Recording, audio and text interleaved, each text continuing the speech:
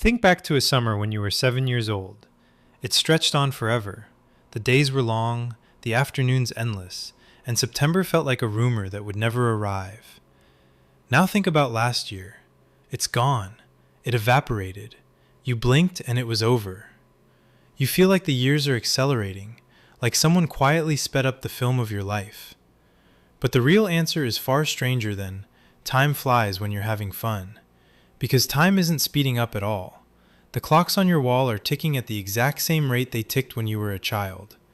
A year is still 365 days. An hour is still 60 minutes. Nothing about the physical passage of time has changed. What's changed is you. What's changed is the machine inside your skull that measures the days. And once you understand how that machine works, you'll never look at a passing year the same way again. Your brain does not have a clock. This is the first thing you have to accept. There is no tiny timekeeper sitting behind your eyes counting off the seconds. Instead, your brain estimates the passage of time by counting something else entirely. It counts memories. It counts new information. It counts the number of distinct, novel moments it had to stop and record. And here's the trap. When you are young, almost everything is new. When you are old, almost nothing is. Consider your first day of school, your first bicycle, the first time you saw the ocean, the first kiss, the first heartbreak, the first time you drove a car alone at night. Every one of those moments was a fresh imprint, carved deep into your memory because your brain had never seen anything like it before. Novelty demands attention. Attention creates memory. And a dense forest of vivid memories makes a stretch of time feel long when you look back on it. Your seventh summer felt endless because it was crowded with firsts. Now think about your commute to work. Can you remember last Tuesday's drive? Probably not. You've done it 1,000 times. Your brain has stopped recording it because there's nothing new to record. It runs the whole thing on autopilot while your mind drifts somewhere else entirely. The drive still happened. The time still passed. But your brain filed almost none of it, so when you look back, there's nothing there. An empty stretch of memory feels like no time passed at all. There's a name for the phenomenon behind this. The neuroscientist David Eagleman has spent years studying how the brain constructs its sense of time, and he describes memory as the key. When you encounter something new, your brain writes down far more detail. When you encounter the familiar, it writes down almost nothing. So the richness of your recorded experience, not the ticking of any clock, is what your brain uses to judge how much time has gone by.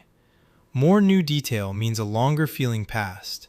Less detail means a past that seems to have vanished. But novelty is only part of the story. There's a second force at work, and it's mathematical. In 1897, a French philosopher named Paul Janet proposed something beautifully simple. He suggested that we measure each new stretch of time against the total length of the life we've already lived. Think about what that means. When you are 2 years old, a single year is half of your entire existence. It is enormous. It is 50% of everything you have ever known. But when you are 50 years old, that same year is just 1/50th of your life. It is a thin slice of an enormous pie. The year hasn't shrunk. Your frame of reference has grown around it. This is called the proportional theory of time perception, and it has a strange and slightly unsettling consequence. If your sense of a year's length is relative to your total age, then each year should feel shorter than the one before it, in a smooth and predictable curve. By this logic, the years from age 5 to age 10 might feel subjectively as long as the years from 20 to 40. Half your remembered life may already be behind you by the time you're in your early 20s. Not half your years, half of how long life feels. Does that land as a little frightening? It should. But stay with it, because there's a way out of this, and it's hidden inside the very mechanism that traps you. Let's go deeper into what's actually happening in the brain, because the truth is even more specific than new things feel long. Researchers who study time perception have found that your brain uses several different systems to track duration, and they don't always agree with each other. There's the short-term system, the one that tells you roughly how long you've been waiting for a kettle to boil. And there's the retrospective system, the one that looks back across weeks and years and delivers that gut feeling of, where did the time go? These two systems can completely contradict each other. A boring afternoon can feel painfully slow while you're living it, yet vanish to almost nothing when you remember it later. A thrilling vacation can race by in the moment, yet feel enormous and rich when you look back. Slow in the moment, short in memory. Fast in the moment, long in memory. Your brain is running two clocks, and they tell different stories. Why does this matter? Because it reveals the lever you can actually pull. The afternoon that drags but disappears is the familiar one, empty of new information. The vacation that races but expands is the novel one, dense with fresh detail. The feeling of a long, full life is built almost entirely from the retrospective system, and the retrospective system runs on novelty. There's more. Some scientists have proposed that even the raw physical speed of your perception changes as you age. One theory, put forward by researchers examining how quickly the brain processes images, suggests that a young brain acquires and processes visual information faster than an older one. A child's brain takes in more mental frames per second, the way a high-speed camera captures more images. If you record more frames of an event, that event feels longer and more detailed when it plays back.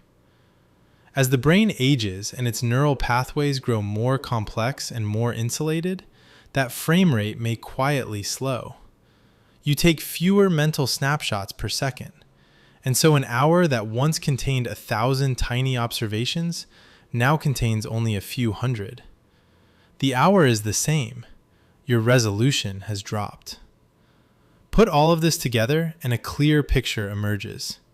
Time feels fast as you age because of three forces stacked on top of one another. Your world becomes familiar, so your brain records less of it. Each new year is a smaller fraction of your total life, so it weighs less in the balance. And the raw sampling rate of your perception may gradually decline, so each moment holds less detail.